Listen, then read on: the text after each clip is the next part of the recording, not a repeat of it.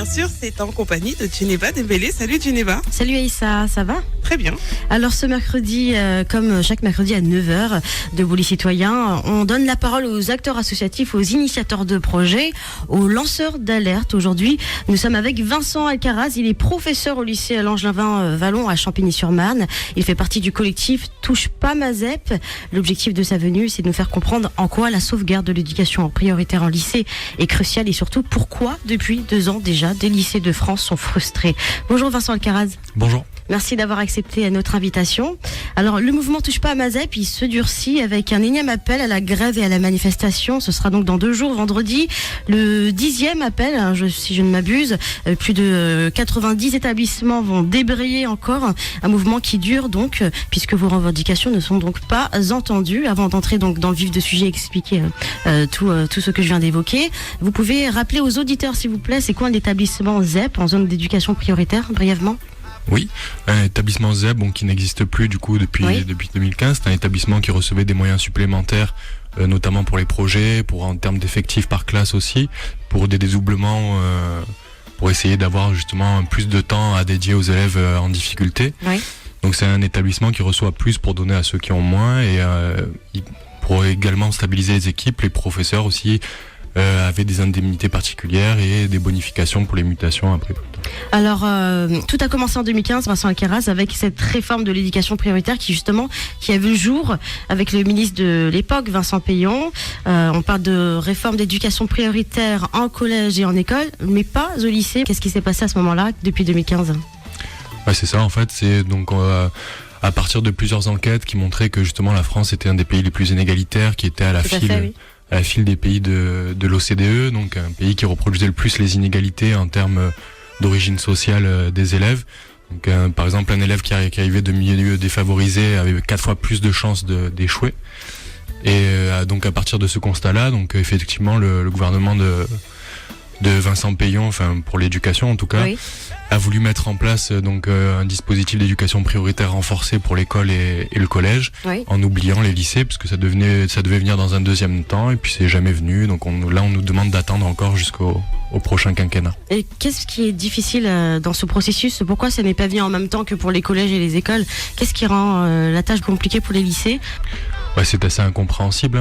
Justement, on regarde l'enquête dont je parlais, de l'enquête PISA, et on a du mal à comprendre l'intention du gouvernement par rapport à ça. Donc est-ce que c'est une question de moyens ? Est-ce que c'est une question d'organisation ? Est-ce que c'est une question d'enjeu politique ? On ne sait pas, parce qu'on n'a pas eu de réponse, on n'a pas eu d'audience de la ministre.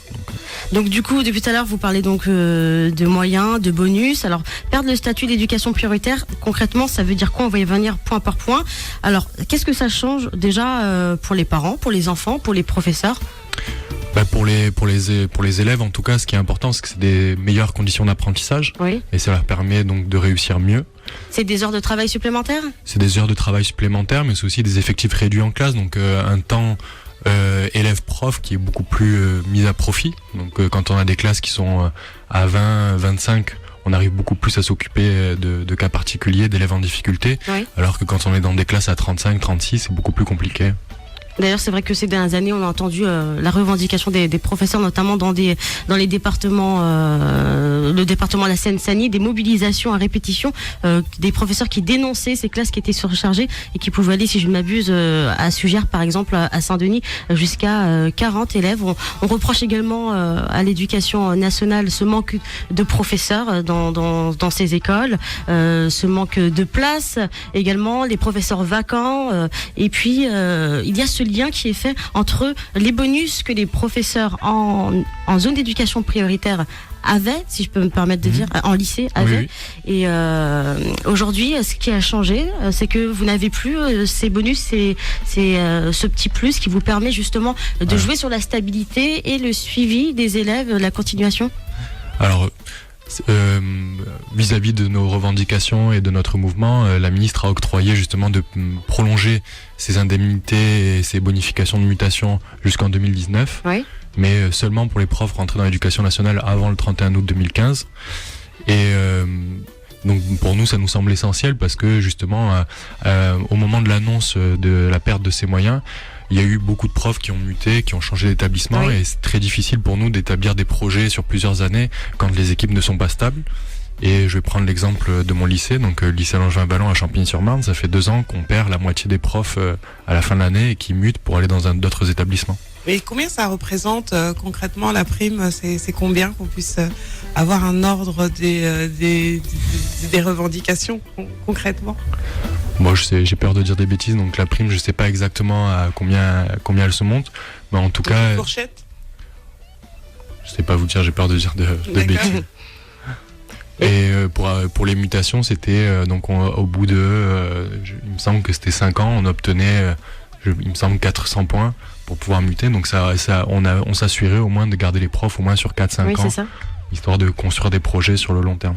Et donc, ce qui est un aspect négatif, l'éventuelle disparition de ces bonus, puisque les professeurs en général fuient, enfin de plus en plus fuient donc ces établissements placés en zone d'éducation prioritaire, parce que ce sont dans des quartiers dits sensibles, dans les banlieues, etc. Donc, ça créera encore plus finalement de problèmes au niveau de l'éducation nationale dans ces secteurs difficiles. Oui, c'est ça. On a le sentiment un petit peu, un sentiment d'abandon. Justement, au vu de ce que je vous disais, notamment il y a eu un rapport de la Cour des comptes en 2012 qui disait que justement pour un élève parisien, on dépensait 47% de plus que pour un élève de banlieue. Oui. Moi, ça me semble important justement de rétablir un petit peu la balance de la justice sociale. Alors vous qui nous rejoignez, c'est important ce rendez-vous du Bully citoyen avec ce professeur Vincent Alcaraz qui fait partie du collectif Touche pas ma ZEP. C'est important parce que c'est pour vos enfants, vos frères, vos sœurs qu'ils se battent, ces professeurs. Hein. Donc j'espère que vous entendez cet appel, que vous le comprenez et que vous soutiendrez. Justement, parlant de soutien. Alors déjà pour revenir sur vos mobilisations, il y a eu d'abord une pétition, un statut d'éducation prioritaire pour les lycées qui a été massivement signé sur la plateforme change.org. Et cet appel à la ministre actuelle de l'éducation, Najat Vallaud-Belkacem, un appel qu'on retrouve via donc la page Facebook. Il y a cette caisse de la grève, disponible sur le www.tilt.com. Je vous remettrai l'adresse bien sûr sur les réseaux sociaux d'Africa numéro 1. À quoi sert-elle cette caisse ?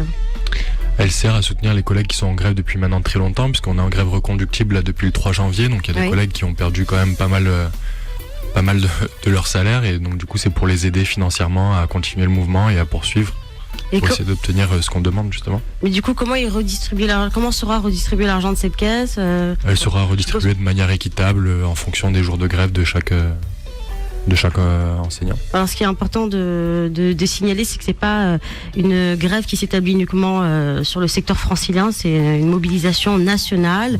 Sont concernés également des classes, donc des lycées à Aix, à Marseille, à Lille. Donc voilà, et vous appelez également à vous mobiliser ce vendredi. Ce sera toujours le même cortège, toujours le même départ. Vous partirez peut-être de la Sorbonne jusqu'à la rue Grenelle encore. Or c'est pas arrêté, mais je pense que ce sera pas exactement la même chose. Ce sera plutôt un rassemblement. Un rassemblement, d'accord, très bien. Et cette grève, donc c'est bien la 10e journée de manifestation et de grève. C'est quoi la carte élargie de l'éducation prioritaire en lycée que vous demandez au gouvernement précisément? C'est quoi? Parce que je vois des sigles comme Éclair, Plan Espoir, Banlieue, DERS. C'est ça. Il y avait une forêt un petit peu avant de dispositifs d'éducation prioritaire. Justement, nous ce qu'on demande, c'est une carte qui soit claire avec un seul sigle qui soit contraignant pour obtenir justement la durabilité de ces moyens. Et on demande une carte élargie parce que on demande à ce que les établissements qui étaient anciennement ZEP soient reconduits dans les dispositifs d'éducation prioritaire, mais qu'en plus certains qui n'y étaient pas soient introduits parce qu'ils en ont légitimement besoin.